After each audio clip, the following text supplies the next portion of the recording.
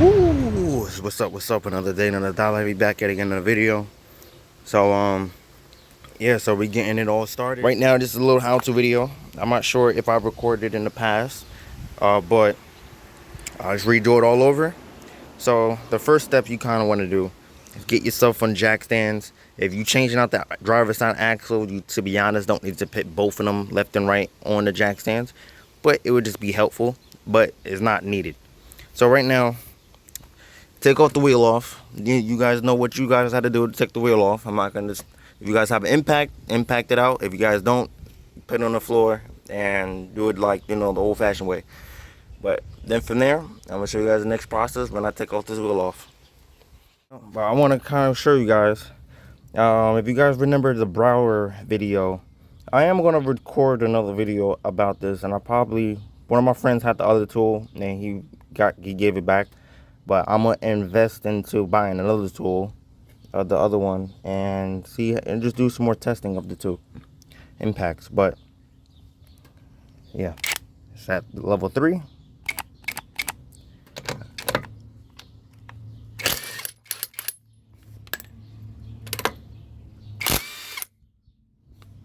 But one thing I say for a $50 impact and a $60 battery, yeah, this thing is pretty good.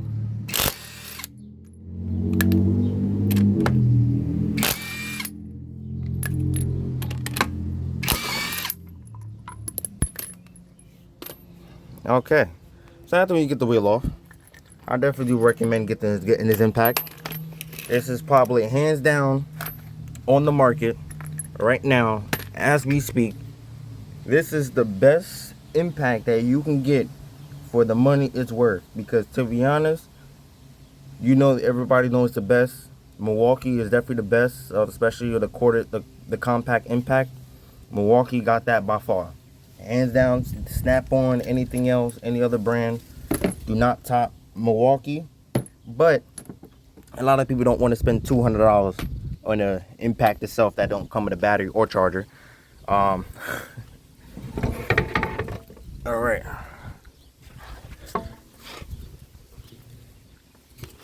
Okay. So this is before I show you guys the tools and everything you need to get the axle out on the driver's side. To make this job very easy, you have to pay attention. 1, get this tool. If you guys don't have this tool, definitely do get it. But if you guys don't, you guys can use a normal wrench. It's not really needed, but it's very helpful. You guys can get a wrench that can go, and I'll show you the next tool. This flathead. You need a flathead that has the floor flares on every corner. But then from there, this is the really tool. So pretty much how it's gonna go, you put the axle, you put that in the back of the axle. You get this right on top of that, like this, and then you turn. And the time you turn it, it's gonna pop right off. And I'm gonna show you guys, because you honestly maybe need two hands, but these tools gonna do it. Other than that, give yourself one of these. I definitely do recommend to buy the full thing, the full case. Don't buy the individual, because if you buy individuals axle nut sockets, it'd be type expensive. This one takes a 32. It took the 32, but these sockets alone, like if let's say you want to buy this individually, this socket alone is like 20 bucks at the auto parts store, just buy one. So I definitely do recommend go to Harbor Freight, get this brand. This brand is a very good brand, and then pretty much, yeah, goes on like that. But yeah, I definitely do recommend get that. And I bought mine a little bit too big, so I'll show you guys the socket that, like the adapter pieces, that I definitely do recommend getting. Yeah, well, not these.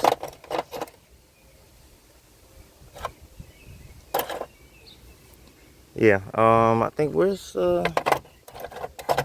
what you need to get. So this is Icon. I definitely do recommend to get this. Again, it's not needed, but I bought mine a little bit too big. So mine is a 1/4 inch, like 3/4 inch size, I guess. And then yeah, so you have the adapter pieces that goes into that, stuff like that, and then pretty much yeah. And then hopefully it's the right one. Then we take this one off, and then this will go inside here, and then from there, put that on like that. This is what I mean. Get this impact for 50 bucks, and a battery with a 5-amp battery. But the impact itself is 50 bucks. And if, as long as you have these batteries fit for every single brand for the Brower. So when in doubt, impact it out. And then we got her off. So mine is very easy to slide in and out, but this is one thing that I do recommend when you get, because sometimes you get those C's ones that's like, it'd be kind of hard to get out. So this is what I definitely do recommend. If you get to these points, sometimes when you get those old axles, it's just very seized in there. So this is what I do recommend. Take the axle nut. It's going to be very hard to get it on, but the time that you can get it on reverse, like how it is like here, you put it reverse, you get like a little thread, you get all the way to the closest you can, but back it off so it won't hit the rotor, like just a little bit. You get yourself a hammer right here, and you just hammer it right here while it's reversed. It's going to hit this nut, and it's not going to damage the threads. Even if you can't get this thing off, then it will be very, very, like, at least you can save it. So, but if it gets to that point and you hitting it, and let's say it's still not off and it's still not coming off, so have you ever had those?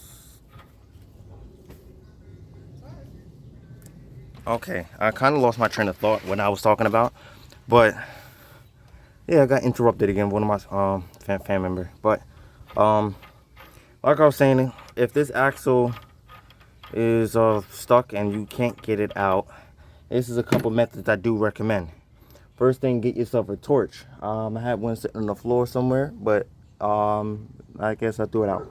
But get yourself a torch. Get yourself one of the yellow bottles. If you remember one of my videos, or definitely do recommend doing that. But other than that, heat this thing up the best that you can get. If you want it a little bit focused, take off the rotor of the heat, because it's mainly because, but you don't really have to because the rotor isn't outside. But this is what I do recommend. Put heat up the mess right here. Just heat it up until it gets very hot. Then after that, get yourself a crayon. Only reason why I say crayon, because it's wax. When you use penetrant oil or WD-40, I think I have a crayon that's in here somewhere. But you guys know what a crayon looks like. But yeah, you just get a crayon and you just heat it up right here. And then the time it gets hot, you get the crayon and you just push it. If the crayon does not melt, that means that it's not hot enough and it's really rusted. Pay attention to the crayon. If the crayon is not melting when you put the heat on there immediately, that means you need more heat.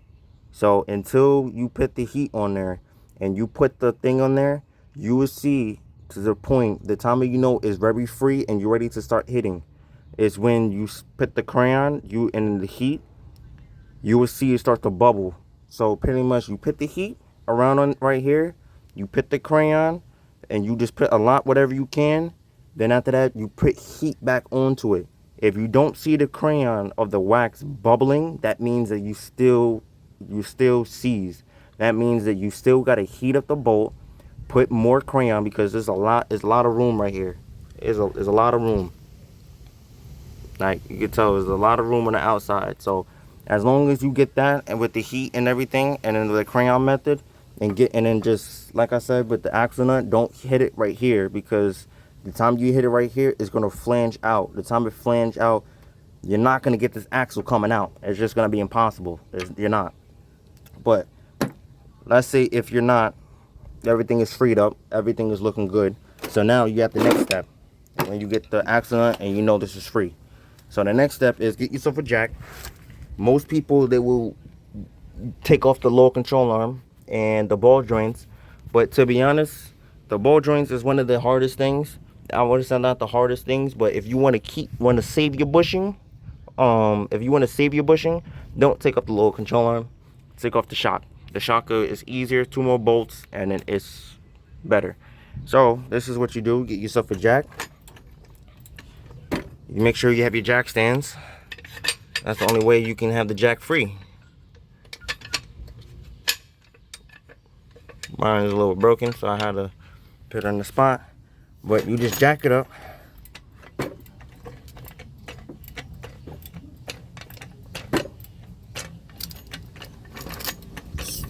Okay, so my jack ain't that high enough, so that means how to get a brick. Low life is a dream life. You only want to live it once. Only once you live it once. Oh, I think all the bricks is gone. So you see the brick? Well, I needed a brick, but if you have a bigger jack than me, then you'll need a brick. But I got a brick right here. This to kind of hold the axle, the lower controller in place when I take off these bolts. I don't need it to drop down. So the one thing you do, the first thing, you take off this bolt. That mine was already hand tightened because I took this thing off plenty of times. Make sure you put the bolt back into the hole. Don't leave it back down, having bolts all over the place. Yeah, because it's tiny, and me personally, you're just better off that way. So get your socket. I think it's a 24 millimeter, or I think, yeah, or it's a 24 or 15/16. That's really one of the two where it's gonna be a 15/16 or 24 mil. So for me, I'll get my impact.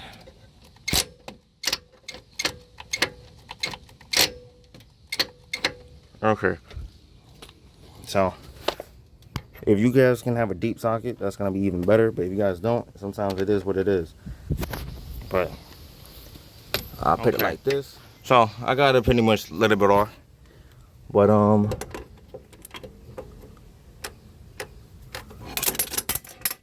trying to do everything with one hand here. But let me just get these bolts off and then show you guys. But take off these bolts, and then I'll show you guys. Okay.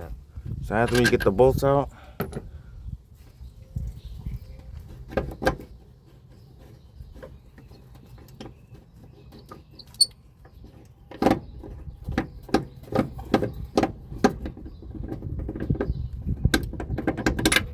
okay. So now when you get to this point, now you can push the shock away. Just push it out. Now you at this point, you can drop down the axle. Only reason why I say use the jack, because this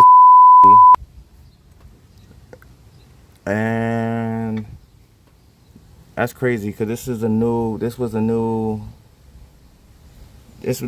too. Oh, that's crazy. Okay, so after when you get to this point, hold up 8 minutes. Let me see if I'll pop up the phone.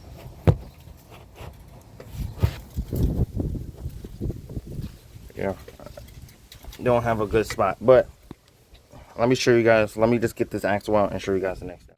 So after you get the jack down, you push it down, it's gonna come out on the other side. So when it comes to this point, this is probably one of the easiest things to do. I'm taking out the transmission, so I'm gonna show you guys what is the best step of, like, when you're taking out the axle. So it's the one thing you definitely need when you're taking out the driver's side axle. Get yourself your drain pan. Only reason why, because fluid is going to come down when you take out the axle. If the one thing I do recommend, listen closely, if you guys are only replacing the driver's side axle, do not jack up the passenger side. Only reason why I say that is because the time you take out this axle out, grease or gear oil is going to come out. If you have an automatic, then it's going to be the same thing. I didn't really have an automatic for the V6, so I'm not sure if they have a separate drain nut or not. But because I'm a manual guy. So, but if you have a manual transmission just like me, I definitely do recommend putting at least that underneath, just like how it is. So now when you come to this point, you move your impacts and all the power tools out the way. So now you really focus on these two tools. At this point, it's just these two tools. So I'm gonna try to prop it up in the best way for me to do, or if I have to show you guys in the reverse camera, that's probably the best way, honestly. So I'm gonna flip the and then show you guys in this type of way.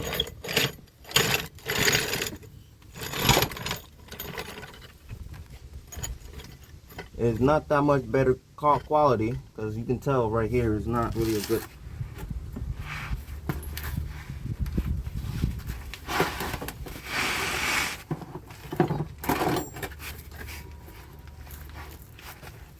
Okay,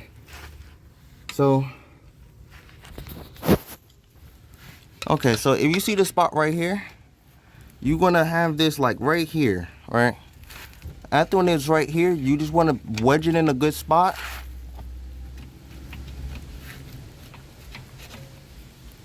You just want to wedge it in a good spot, and then after that, you kind of like want to turn.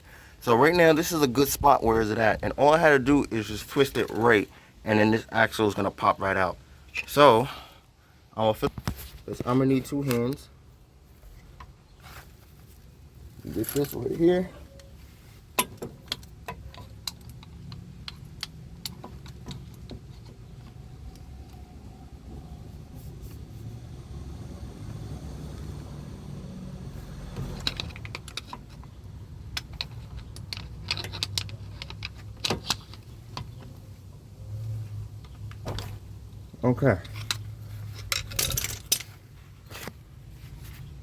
Okay, so you can see it's popped out.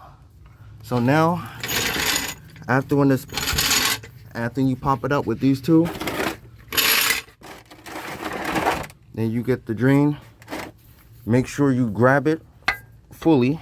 Me, I'm doing one hand, so. And then the axle comes right out. It's like that. Ouch.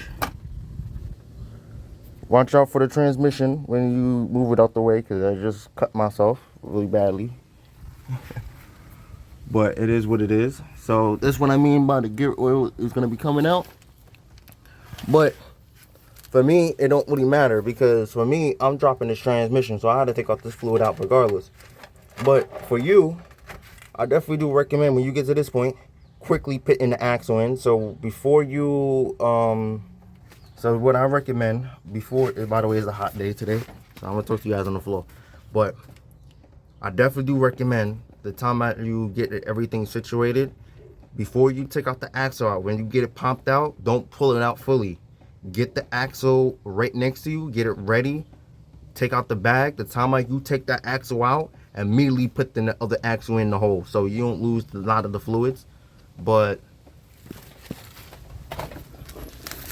other than that, then yeah, I'm not replacing the axle, so I'm not gonna show you guys the process of me putting everything back in, but it's gonna be the same way how you, the reverse process, same way how you take it out, same way how you put it back in.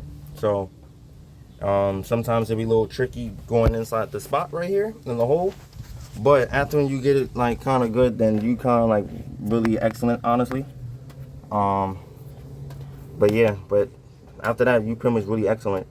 So really from there, it's just like, really you're good. It's really just the hardest thing is trying to get it relieve out the knuckle, but it's a couple things I do recommend when you are putting it on. So for the how-to video for this build, but I do recommend putting high temperature grease in here on the splines. I put it on here, so you can tell it's probably a little coated a little bit comparison to like in here, but pretty much, yeah. And by the way, if anybody has an ABS sensor light on, this is the ABS sensor. So this metal piece runs on these columns on the axle itself. So sometimes if you have a bad axle, the ABS light will pop up because it's for this. But sometimes it's good to replace this, but most times if you never replace the axle, Sometimes they're just, and if you see a boot that's ripped on your axle, most likely is your axle that's pretty much broken. And I do recommend changing this sensor out too. But other than that, then yeah, everything else is good. So other than that, that's at least for this video, how to take out the driver's side axle out. Other than that, stay tuned for the rest of the build. But pretty much, yeah, I'll show you guys the process when I'm taking out the transmission and taking everything apart. So stay tuned, like and subscribe. Like I said, I'm doing an LSD swap on the Eclipse, so I'm preparing myself for it. Other than that, stay tuned for the videos and catch you guys in the next one.